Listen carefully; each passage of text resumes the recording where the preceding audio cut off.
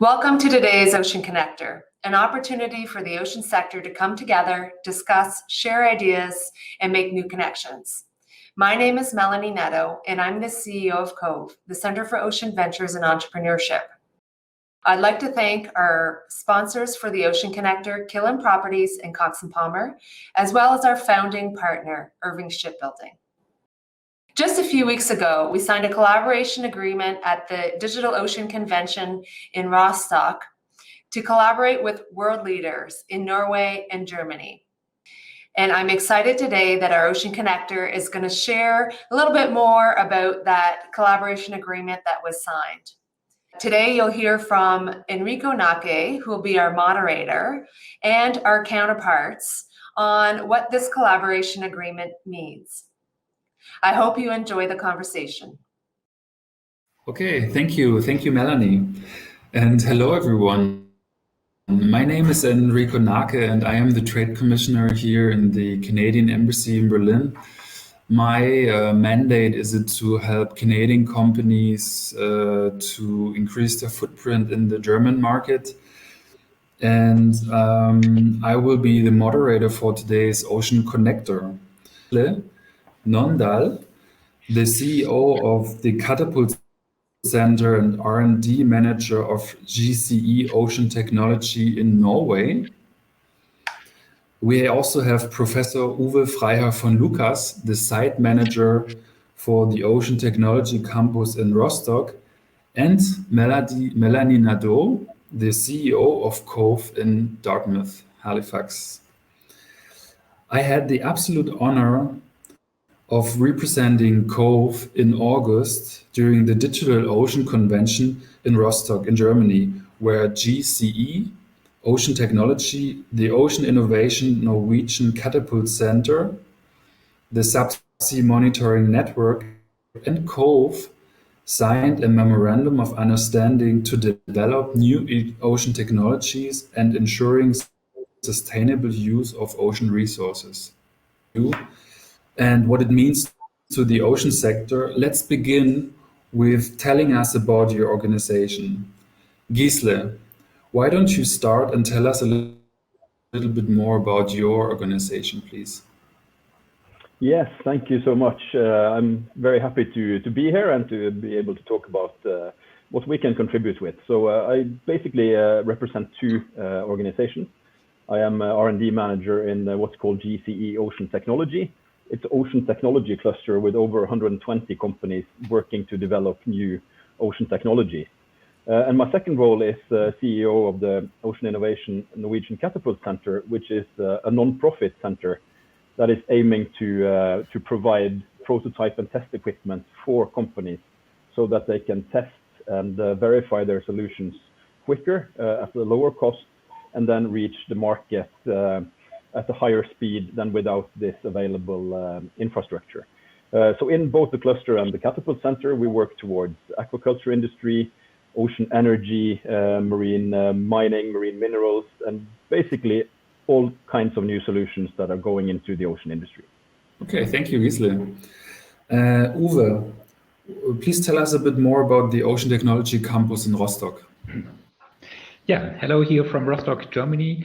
The Ocean Technology Campus is not a single organization. We are still in the phase of putting puzzle pieces together. So it's a very thrilling phase here where we have now a good situation that we have acquired funding for several building blocks. So we are establishing a group in Fraunhofer, which is my main affiliation for applied research in subsea technologies, an interdisciplinary research group.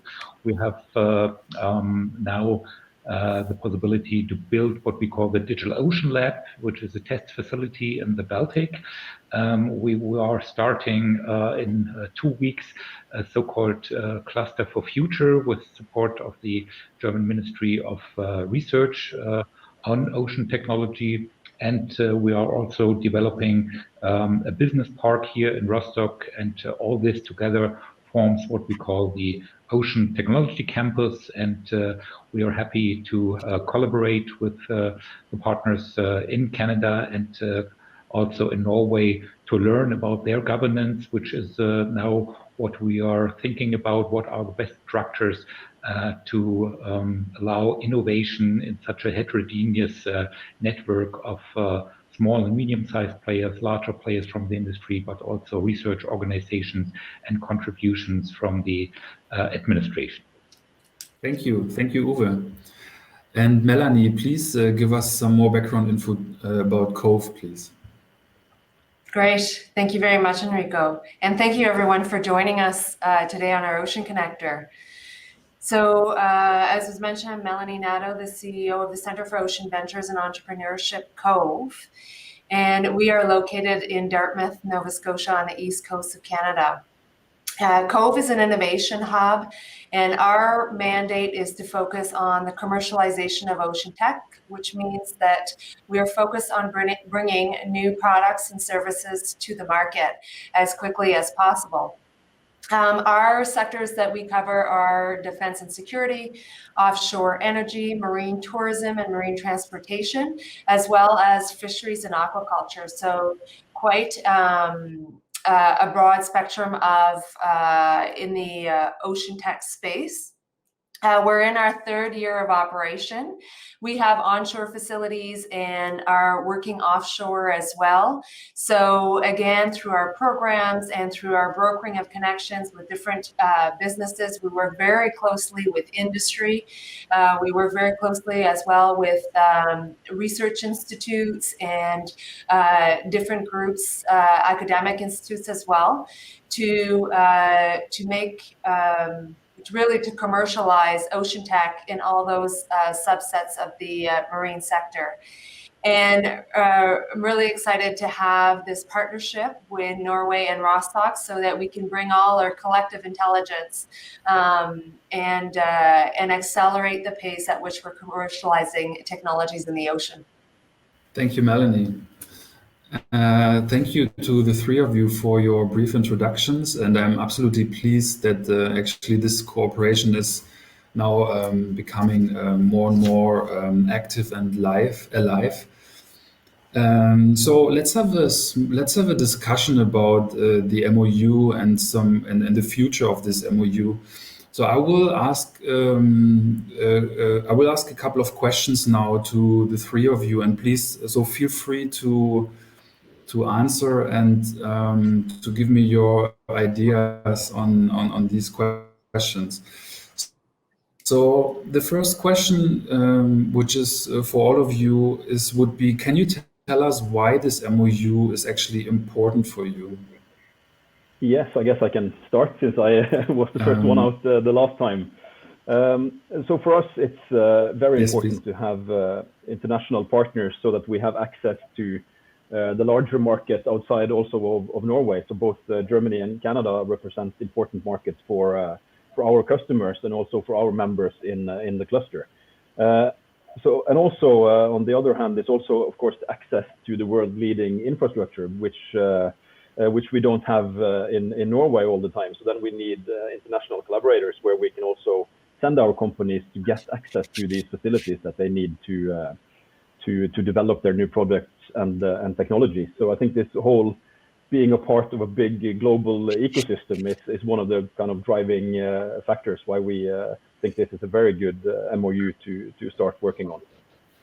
From my side, I completely agree, Gisle, and maybe I can add two more points. The first is that we are acting in international markets and in international research communities. And so for us, of course, it's not just to serve the local industry, but we hope to push forward a global industry and push forward sustainable usage of the ocean. So this is what we are going for, and there we need strong collaboration with international partners. And the second is that I already told you that we are in an early phase of our campus development, and there it's really good for us to learn from best practices that we have in Norway, that we have in Nova Scotia, for example, avoid mistakes they have made maybe, and learn from their experiences that they made in the last years to be faster in our development And this is something which is our prime motivation for setting up this memorandum of understanding and now going into joint activities with the partners mentioned before. I would echo my colleagues' views as well, and this market is really global. So same here, where we know that the companies that we work with, over 80% of their business is based on exports, and that's all over the world. So internationalization of the work that we do is really critical to success. And when we were, we've been in conversations for some time, but from a COVE point of view, when we were looking at partnerships and where do we want to partner and why? Well, clearly with Norway, they have tremendous amounts of experience over the years in the ocean space and aquaculture, fisheries, offshore energy, and so on. So it was an important market for us to focus on. And with Rostock, we've obviously with the Fraunhofer Institute, if I've said that right, is world renowned. And we are very excited to work with them because we know that the expertise that they have in-house and that they're going to continue to develop, even though they say they're still in early days, there's tremendous wealth of knowledge and expertise in the offshore environment that I think would be very valuable to the work that we're carrying out here at COVE, and really valuable for the companies that we work with day in and day out. As we look at the sharing of infrastructure, for example, complementary ways in which we can look at infrastructure overseas and the infrastructure we have here, and how we can leverage that to the best of our abilities when we look at testing, verification of new tech, or also the commercialization of new tech. And the other big piece is the sharing of knowledge and expertise, which I mentioned a little bit earlier. It's so valuable. So I think we have some knowledge that we can share in our experience here in developing programs and developing the shared infrastructure in a very short period of time that's shown already a lot of success with a lot of international interest. I think we can share that knowledge overseas, and then we're really looking forward to gaining more experience on what the centers in Germany and Norway have learned from an industry development point of view. Mm-hmm, mm-hmm. So I can see that, learning from each other is definitely a very important aspect of this MOU. Creating synergies and, create a global, we become stronger on a global view. So we are at a very early stage in this MOU, and an MOU needs activities, and actions that are linked to it. So have you identified already some funded projects that are of interest, for example? So when we built this MOU, we really wanted to ensure that we had some tangible activities to work on over the year, because I know that my colleagues are also very busy and we're busy here, but the value in the MOU is actually the actions that come with it. And so one of the pieces, of course, is already having an ocean connector. So sharing that wealth of experience, expertise across the Atlantic. So this is a first step in that direction. We have a commitment to work and share experience and exchanges between Germany, Norway, and Canada in people and expertise. So whether we do it through conferences or forums like this, we're going to be looking at that. We don't, we have put ambitions to have a joint research and development and innovation project or consortium or cluster of projects. And that's the work that we've got to roll up our sleeves and start looking at, and what makes sense for all three of us to identify something that would work for us. So that's the work that we have before us. But we've definitely put that as a target, because we already have talked about quite a few ideas and how we could start molding an opportunity together, but we need to define what that opportunity really is. From my point of view, the first step is to build trust amongst the participants, not only on the management level as we have it here now in the Ocean Connector, but also on the level of the members. So I think especially joint activities, conferences, workshops, also exchange of people is really crucial to have this level of trust, and then go into joint projects. And I think that the Digital Ocean Convention we had a few weeks ago in Rostock with a strong participation of experts from Norway was first step. We are now talking about next year's Digital Ocean Conference, where we hope to have Canada as a partner country, and then have a lot of contributions from them. And one aspect that we have been discussing in this event was the digital twin of the oceans.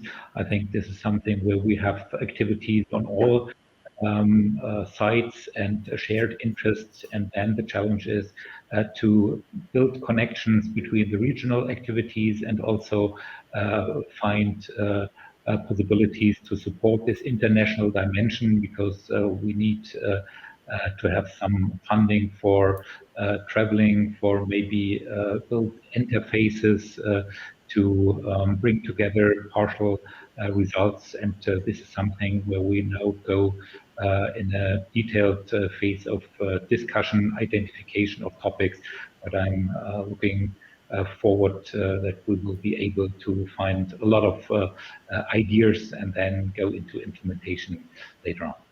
Yeah, I can only, of course, support what's already being said. And the last point from Uwe on the digital twin of the ocean is also something where I know that all partners in this consortium both have expertise, but also we have test facilities that can be used to develop this, maybe the first real digital twin of the oceans. That's obviously a very important point going forward.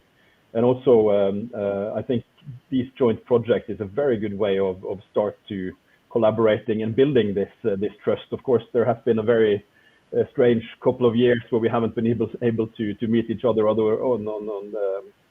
the internet. But so I think these joint projects will really be able to drive us forward and to get much more value out of this collaboration.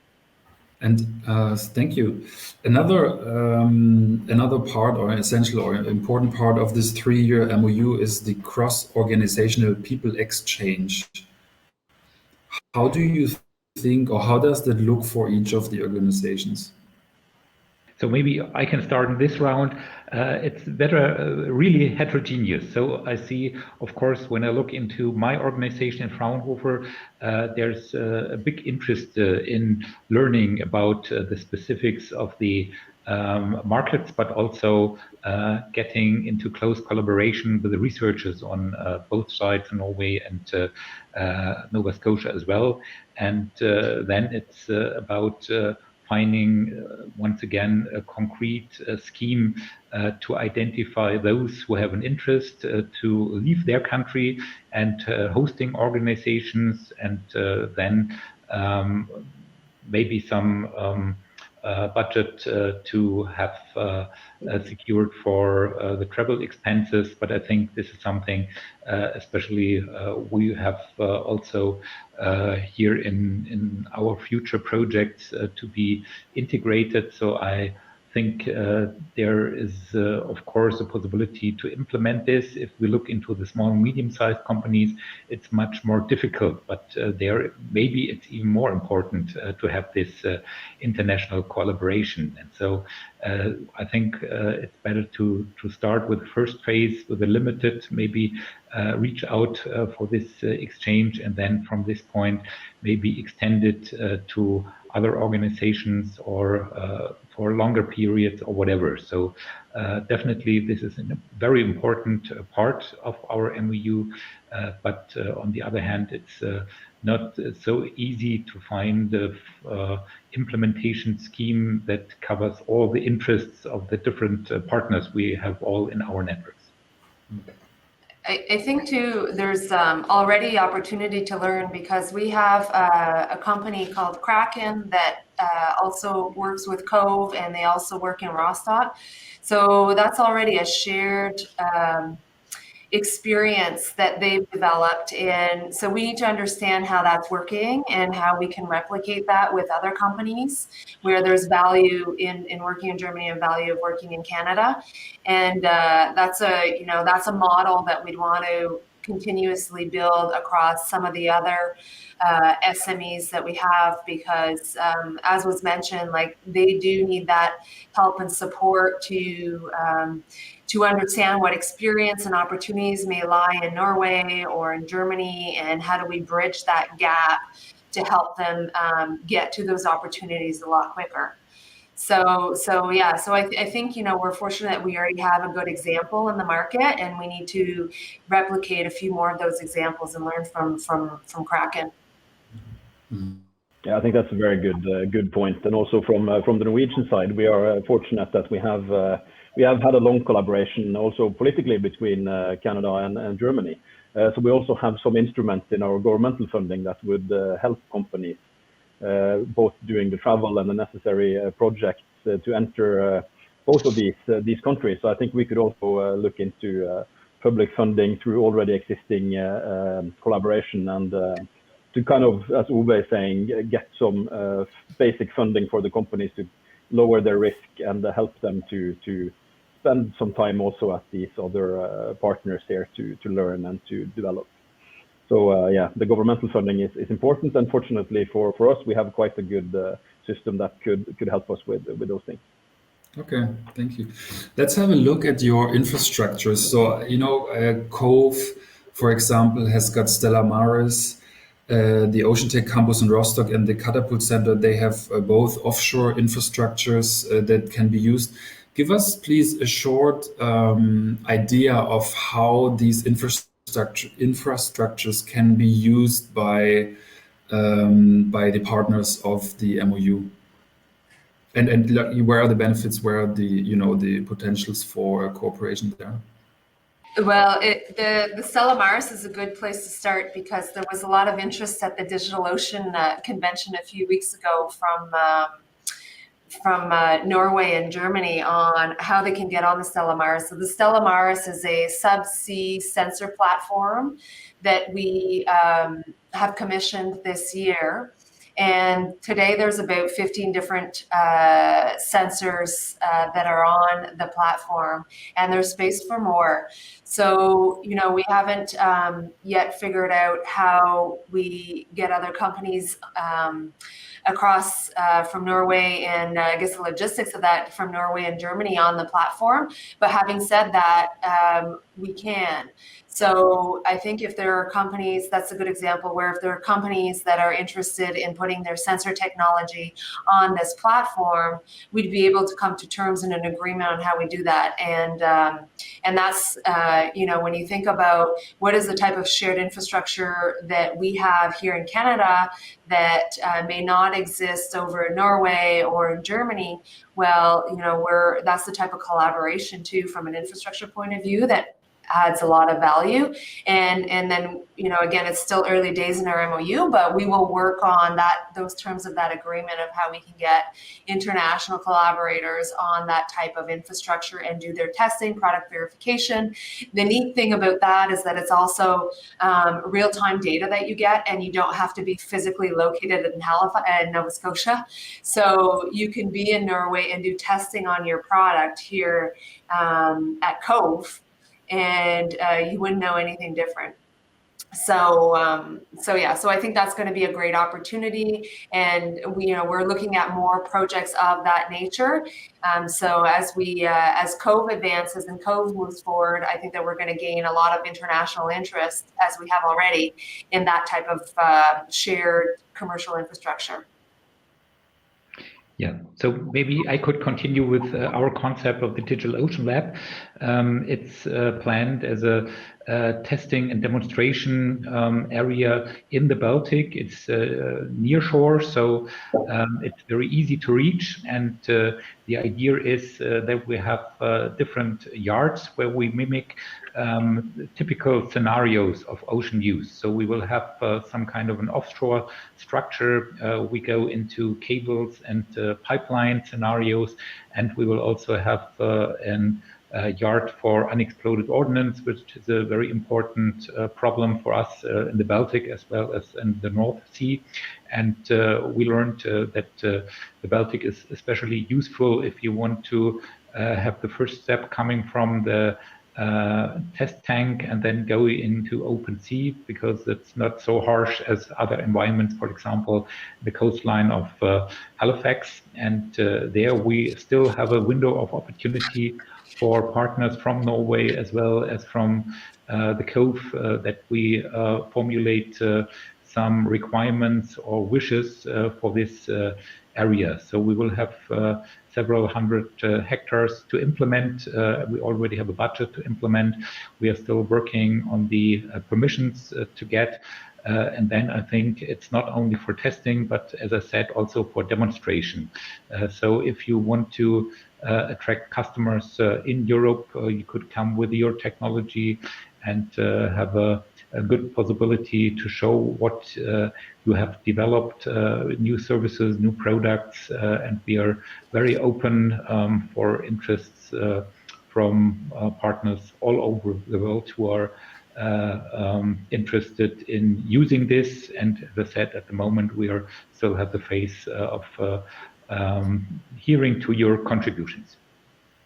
Yeah, that also applies for us. I mean, the infrastructure, we have two different approaches. We have co-invested with the industry in test and the prototyping infrastructure, but we also have access to a lot of infrastructure that the companies already have established. So most of our infrastructure is available for everybody. Basically, all companies can contact us regardless of where they are located. And of course, we have some focus areas like offshore energy and aquaculture, which are big markets in Norway. So also it's I would think it's attractive to use our infrastructure also to showcase for Norway that the technology can be proven and adapted to the Norwegian market, which is quite big on both of these industries. So yeah, we are open for both business to business, but we are also, of course, open for any joint R&D or innovation projects that want to use our facility. All right, thank you. Well, if you have, I'm gonna give you, each of you has got 2 or 3 sentences to describe to the audience what is the beauty about the locations, the cities where you are located. Because I hope that each of the companies and the different stakeholders, they come and visit each other. So how would you describe the cities and where you're located? I can start on that. Bergen is a beautiful city, but it rains a lot. But we have umbrellas, so we can handle those things. But the beauty of it is that we are located by the ocean. We are a very strong ocean city. We also have in Norway altogether, we have competence within aquaculture, offshore energy, and the maritime and shipping sector. So we have these kind of 3 non-competitive industries very close to home that can collaborate and share technologies and ensure that we have this crossover of technology from one industry to another. So I think that the part of the Norwegian kind of ocean innovation ecosystem is that we have complementary industries that want to help each other out to grow. So, I mean, we can see a lot of technology going from traditional oil and gas companies into aquaculture companies, into shipping companies. So all this flow of technology between the industry is really what makes Bergen and Norway quite a powerful location for doing innovation in the ocean industry. Thank you. It was a bit more than 3 sentences, but over to the other 2. So maybe I can continue. I think Rostock has a long tradition as a Hanseatic city, as it has roots in the medieval times. And I think we are now in a phase where we combine a long history in maritime business, in fishing and shipbuilding, and now push this forward into the new perspectives of subsea technology, offshore technology. And we combine this also with not only a very nice Hanseatic city, but also with a beautiful landscape. We have in Warnemünde very nice beaches. So it's really worth traveling for business, but also for vacation. Last but not least, well, I moved to the coast probably, it's been 11 years now. And I'd say the same as Gisle, being beside the ocean, there's nothing that compares to living alongside the ocean. And having been in central Canada before, I definitely appreciate that. COVE itself, the neat thing about COVE is that we're actually located in a downtown core of a city along a very busy harbor called the Halifax Harbor. We're also situated in a cluster of a lot of marine activity. There is one of the largest defense shipbuilding contracts in Canada's history that is right across the water from us. So that generates a tremendous amount of activity in the space. We also have the highest concentration of ocean PhDs in all of Canada that are located here within Dalhousie. We have an extremely strong community college that's got several programs related to ocean tech and the marine industry. There's a cluster of companies in and around Halifax and Nova Scotia. And we also have one of the highest densities of high value ocean tech. So digital ocean type application type companies. We have one of the highest densities in Canada that are located right here in Nova Scotia. So needless to say, there's lots of ocean activity here, a lot of high-tech development, a lot of companies that are working here, a lot of research institutes that are all very, very focused on the ocean, its sustainability, its use. And so I think that makes it a really very interesting market for companies all over the world to come here and see what we're doing, not only at COVE, but the expanse of the cluster activity that's happening in this area. Great. I mean, thank you so much. I can totally relate to this enthusiasm about being next to the ocean and what it brings also to the people and like the companies, and I totally relate to that. This has been a very great conversation. I would like to thank you again, and I hope you enjoyed today's discussion. I'm really pleased that this cooperation is moving forward. And also from my side, from the Trade Commissioner Service, we are really pleased to see that, and we are also happy to support from our side with our mandate that we have. Thank you to our guests, and thank you to our audience for joining us, and hope to see you soon. Bye-bye. Thank you. Bye. I hope you really enjoyed that discussion today, and we're really excited at COVE to be partnering with world leaders in ocean tech. If you'd like to get a hold of us, you can always reach us on social media through various channels, as well as on our website, coveocean.com. And we'll also include the information for our guests if you want to contact them directly.